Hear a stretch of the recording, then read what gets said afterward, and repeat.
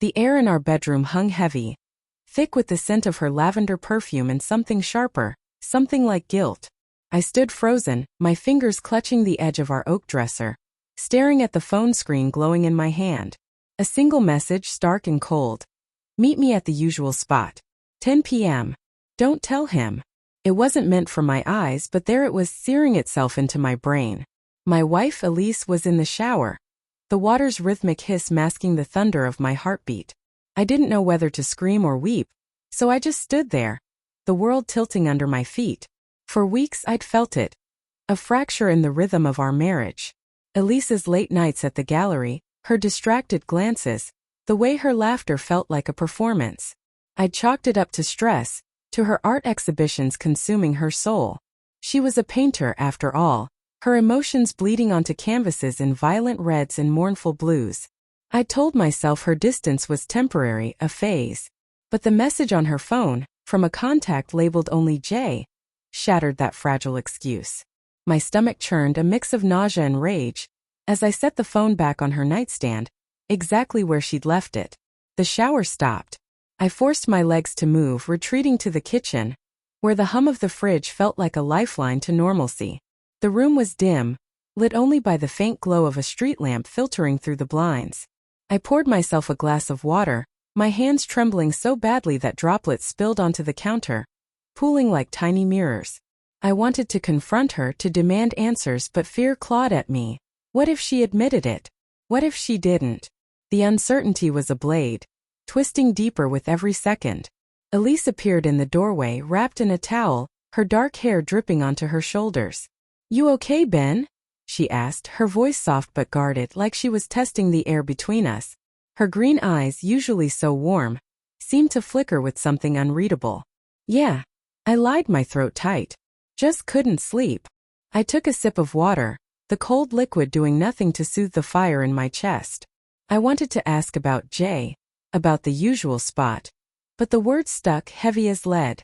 Instead, I watched her move to the fridge, her movements deliberate, almost too casual. Every gesture felt like a clue, a piece of a puzzle I wasn't sure I wanted to solve. "You've been quiet lately," she said, pulling out a yogurt. The spoon clinked against the glass container, a sound that grated against my nerves. "Work stressing you out?" "Work." The excuse I'd used for my own silences. "Something like that," I muttered, my eyes tracing the curve of her jaw, searching for a sign. A telltale flush, a nervous tick. Nothing. She was too composed, too perfect. It made me doubt myself, made me wonder if I'd misread the message, if I was spiraling into paranoia. But the next morning, the doubt began to crack. I found her sketchbook on the coffee table, its pages usually sacred, off-limits to me. Curiosity, or maybe desperation, drove me to open it. Amid her usual chaotic swirls of color, there was a drawing of a man's hand, strong and unfamiliar, holding a cigarette. The detail was intimate, obsessive, every line etched with care.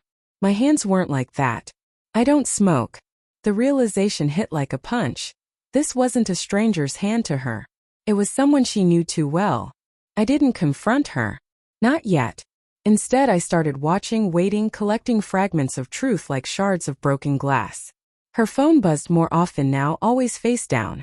She'd smile at it, a private, fleeting curve of her lips, then tuck it away when she caught me looking. She started wearing a new perfume, something musky that didn't suit her, and her excuses for late nights grew flimsier. "The gallery needs me," she'd say, but her eyes wouldn't meet mine. I began to hate the gallery, that cavernous space filled with her paintings and secrets I couldn't touch. One night I followed her. Guilt gnawed at me as I trailed her car through the city, the neon lights reflecting off the wet pavement like smeared paint. She parked outside a dive bar, one we'd never been to together. Through the fogged-up window, I saw her slide into a booth across from a man, tall, broad-shouldered, with a cigarette dangling from his fingers. My heart pounded a sick rhythm as I watched her laugh, her hand brushing his arm. It was a small gesture, but it carried the weight of intimacy, of shared history. I sat in my car, gripping the steering wheel until my knuckles whitened, torn between storming in and driving away. I drove away. Back home, I sat in the dark, replaying every moment of our 7 years together. The way she'd clung to me after her father died, sobbing into my chest. The late night talks about our dreams, her voice bright with hope. Had it all been a lie? Or had something shifted, something I'd failed to notice? I wanted to hate her, but love clung to me like damp clothes, heavy and suffocating. The next evening I couldn't hold it in anymore. She was in her studio, paint-splattered and beautiful, humming softly as she worked. The sight of her, so unaware of my turmoil, snapped something inside me.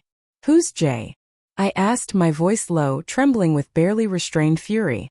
Her brush froze mid-stroke. For a moment, the only sound was the hum of the radiator. Then she turned, her face pale but composed. "What?" "I saw the message, Elise. Meet me at the usual spot." "Who is he?" My voice cracked, betraying the hurt I tried to bury. She set the brush down, her movements slow, deliberate. "You went through my phone?" Her tone wasn't defensive, it was accusatory, and that stung more than I expected. "Don't turn this on me," I snapped. "Just tell me the truth." Her eyes searched mine, and for a fleeting second, I saw guilt, raw and unguarded. Then it was gone, replaced by a cool defiance. "It's not what you think," she said, but her voice wavered, a hairline crack in her armor. "Jay is just a friend. An artist. We collaborate." "Collaborate?" I laughed, a bitter, hollow sound. "At 10 at night? In secret?" I stepped closer, my hands shaking. "I saw you with him, Elise. At the bar. I saw the way you looked at him." Her lips parted, but no words came. The silence was louder than any confession. I wanted her to deny it, to fight, to give me something to hold on to. Instead, she said, "Intimacy only when I want it, Ben. There's no point in being nice about it." The words were a blade, slicing through the last threads of hope. I stood there, stunned, as she turned back to her canvas, dismissing me. I wanted to scream, to demand answers, but all I could do was walk away, the floor creaking under my weight.